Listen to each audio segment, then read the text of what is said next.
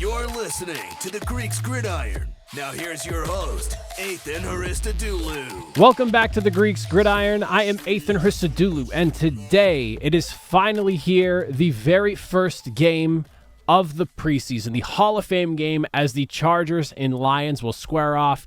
We got 90-man deep rosters on both sides with plenty of players having something to prove.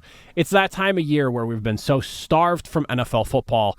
We're actually going to sit here and preview a preseason game because I've been looking forward to this for an embarrassingly long amount of time now. But as always, I invite you all to comment down below. Let me hear from you all. If you're watching this game and you're invested in something, or even if you're just going to sit back, kick back, and relax because neither one of these teams matter to you, but you want to just watch some NFL football and get those feelings, by all means, let me hear from you all. What are you watching for? What are you looking for? What are you anticipating seeing as we go through this matchup here? I'm going to run through a few different things that I'm curious about and what I will have my eyes on.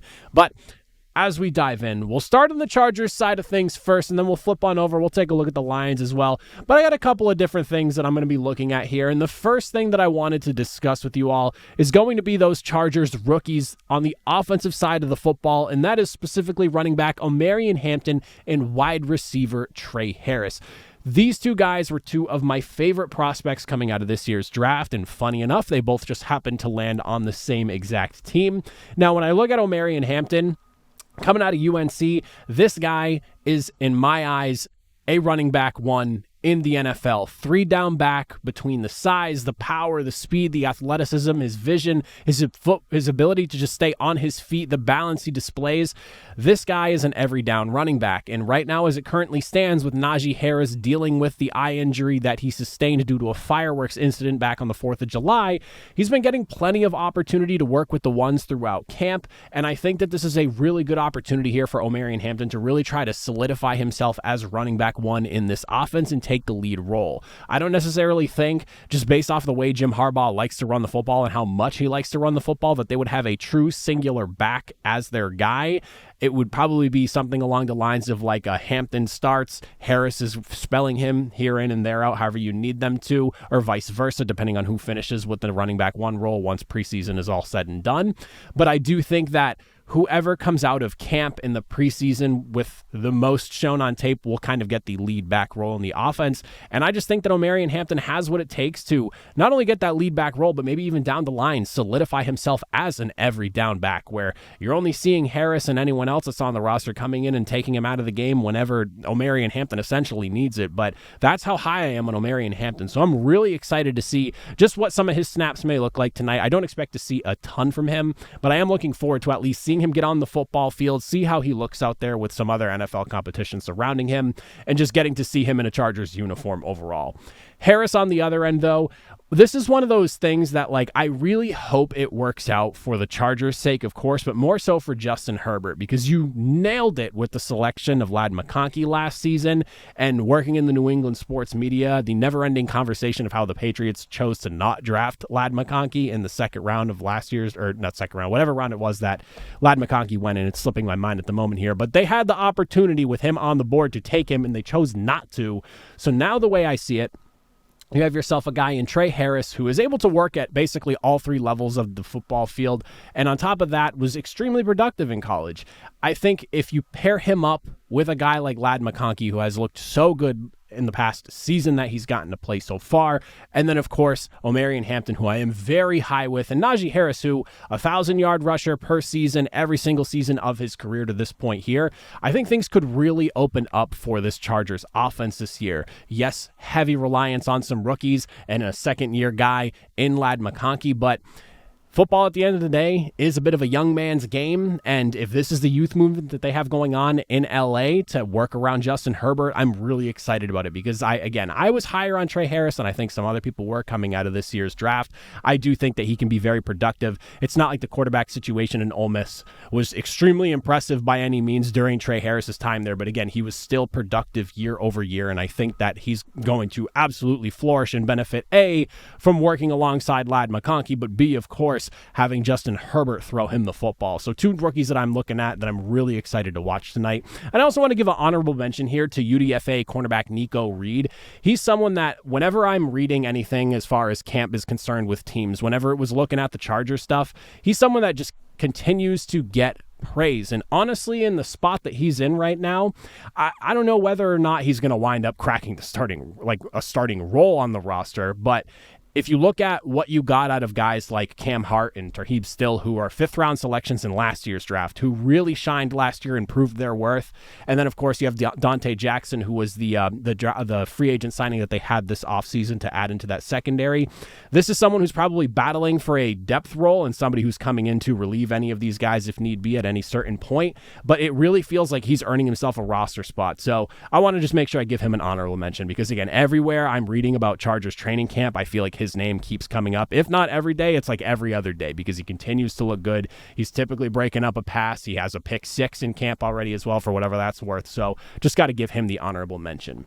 The other thing that I'll be watching and keeping a close eye on here, and very easy to do so because it's one of the most entertaining positions in the NFL, and that is going to be the quarterbacks that we'll see from the Los Angeles Chargers in this game as well, as Trey Lance will be getting the opportunity to start in the first half. However long he gets to play remains to be seen. But then, of course, coming out of Florida State, the undrafted DJ Uiagalelei coming in during the second half.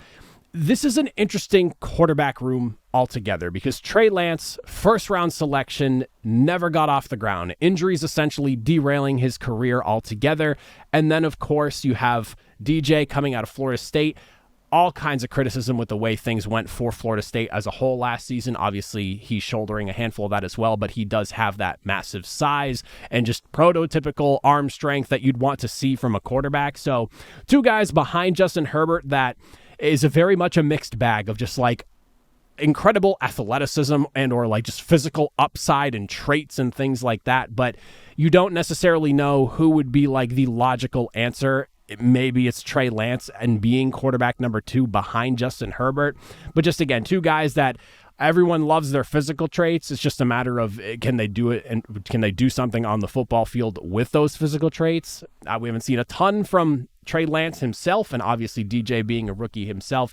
It's just one of those things that'll be intriguing to watch because Trey Lance and DJ Uiagalelei as the 2 quarterbacks to get the go for the Chargers was not really something on my bingo card to start this year. So we'll see how it goes. But obviously Justin Herbert being the guy there, it's not like it really matters at the end of the day, but QB2, a pretty important role nonetheless as far as just helping your QB1 go through the motions of a game, working alongside him. I think the better your backup quarterback is, the better you are overall, because if you have a guy who's willing to hold that clipboard and help out your quarterback that actually starts for your team, it's never a bad idea to invest some money into and just make sure you're comfortable with that guy that's sitting behind your starter. On the flip side of things, though, we'll go ahead and we'll take a look at the Lions, and I think the first one here, very obvious, and just kind of looking around at some other things as well, this seems to be something that's popped up a lot here, and while it's certainly going to be very vanilla for Detroit, you're not going to see, and goes for the Chargers as well, but just in general, you're not going to see any fancy stuff coming out of both the offensive side or the defensive side of either one of these teams, but getting to see new Lions offensive coordinator John Morton and defensive coordinator Kelvin Shepard lead the way, I am at least excited to just see their overall ability as coordinators now in their opportunity with the Lions, how things operate, how everything functions around them. You're looking more so at like the bigger picture than like the nuances of things, because like you're not going to see fancy plays and all these wild and wacky motions. Maybe you do see like a play or 2 here or there, but the preseason is not about spilling the playbook 3 or 4 weeks before things actually matter. It's basically just about seeing who can flash and who can show some talent within a like very much watered down version of what your system is actually going to be. So for John Morton's case, obviously his lone stint as offensive coordinator coming in 2017 with the Jets, but he was there for the inception of the Dan Campbell era in Detroit and obviously worked alongside Ben Johnson in building that offense that became so famous in Detroit under Dan Campbell. Again, it's more so just about like how do things operate? how clean is everything? Are we seeing mistakes, false starts, holdings, things like that, just like operational things that look like dysfunction more than anything else? Like, how much of that do we see? I'll obviously be looking for a splash of creativity here or there, and I wouldn't be surprised if maybe we see like one or two little wrinkles just to keep things a little bit interesting. But if it's very straightforward stuff, I also would not be surprised as well. I'll be looking at just kind of like run types we see, whether it's, whether you're seeing more runs through the inside to the outside, like how are things going? Is it more like what are they doing exactly? And how often do you see it? Like, that's the kind of stuff you can really look for, because maybe that tips their hand a little bit as to like, is this team going to lean into the run as much as it has in previous seasons under Ben Johnson? Or maybe we're going to see a little bit more throwing. Like, it's not going to give you a true tell, but just kind of stuff that you can look at and go, and kind of, keep in the back of your mind to see how things unfold through the rest of preseason as we go through the early portions of the regular season.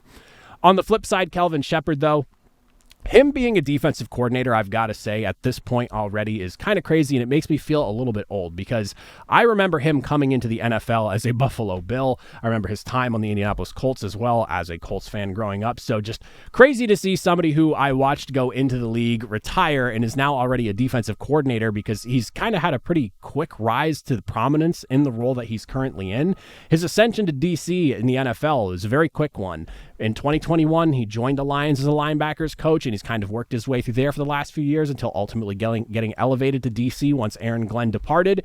And now at this point here, basically what I want to see, or just I'll be interested in seeing, is how much zone do we see? How much man do we see? Blitzing? How aggressive are you with that? Like how many 4-man rushes are you sent? And again, it's not a true tell of what you're going to see from this defense and from Kelvin Shepherd. A lot of it goes back to the same things that I mentioned, just operationally. How clean are you? Is the defense doing a good job of not making mistakes? Things like that. The biggest takeaway I think that you can actually grasp from this early in the preseason, if there's anything when you're looking at just like, especially new coordinators, it's, does everyone operate in a functional manner? Are we seeing few mistakes, or how many mistakes are we seeing? Like, that's probably one of the bigger takeaways you can have. But defensively, if you see maybe a few more blitzes than you were expecting to see, maybe it gets really aggressive, like maybe that could give you kind of a slight idea. But overall, it's a ton of guys that you may never even see come the actual Sundays that matter in a few weeks. But interesting to just kind of see these two guys lead their respective side of the football nonetheless. As far as players go, something that I'm really going to be interested in seeing, because it was obviously a bit of a problem last season for the Detroit Lions, is going to be just how the depth edge rushers kind of handle things throughout this game here. Obviously, Aiden Hutchinson and Marcus Davenport are going to be your lead guys coming off of the edge here, but with both of them playing in a collective 7 games last season due to injury, this is one of those things where the Lions need to find depth coming off the edge, because it was not a super impressive season for them once Aiden Hutchinson went down last season. Yeah, you maybe got some pressure here and there, but getting home and actually getting to the quarterback at times was a bit of a stretch for the Lions. So I will be interested in seeing how that all plays itself out. You have guys like Al-Quadin Muhammad, Josh Paschal, Mitchell Ugade. You also have Ahmed Hassanin. You have some really difficult names to pronounce over there in Detroit. So if I'm butchering names, I'm sorry. But all battling for shot at depth behind the Lions' 2 leading edge rushers. I think that's probably one of the most intriguing things for me on the defensive side for the Lions. I'll also be curious to see how some of the depth chart in the wide receiver room handles itself. But edge rushers and just who is going to be backing up the 2 obvious lead guys in that room, that's kind of where my mind is at with the Detroit Lions as a whole. And like, obviously, Josh Paschal, being a second-round selection a few seasons ago, is probably going to find himself in a handful of different places due to his size that he has. Because again, being a guy that's on the bigger end and also around like 275, 280, something along those lines, due to the Le'Veon Zurike tear, or ACL tear, there's a chance that maybe Josh Paschal finds himself playing a little bit more inside than you would have liked to see him, or at least even he anticipated now, because there's going to have to be some sort of give and take to that.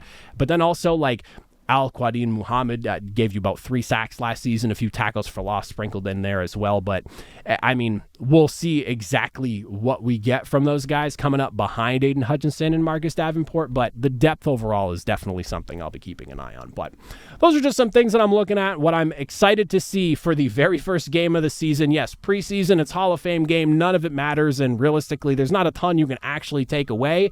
But just stuff that I will be watching as a fan. No dog in the fight fight for either one of these teams here. Just excited to see some football again. So let me know in the comment section down below, thoughts, opinions, things that you're looking forward to watching, what you might be eating if you are getting something good for the game.